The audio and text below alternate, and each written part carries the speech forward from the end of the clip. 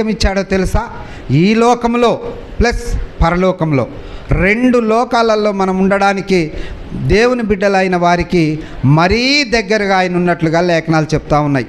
మనకి ప్రతి విషయంలో సహాయం చేస్తున్నట్లుగా, ఎవరైతే విశ్వాసులకు మరీ విశేషముగా నేను రక్షకుడను అని చెప్పేసి అంటున్నాడు. ప్రియదేవుని బిడ్డలారా, మన వల్ల ఒక్క ఆత్మనైనా మనం తెచ్చుకోగలిగితే ప్రియదేవుని బిడ్డలారా, పరలోక రాజ్యంలో ఆయనని ఆనందపరిచిన వాళ్ళం అవుతాం. ప్రియదేవుని బిడ్డలారా, పరలోక రాజ్యంలో ఆయన్ని ఆనందపరచడానికి మన ఆనందాలకి ఏ ఒక్కటైనా కొదవ చేసుకుంటున్నామా?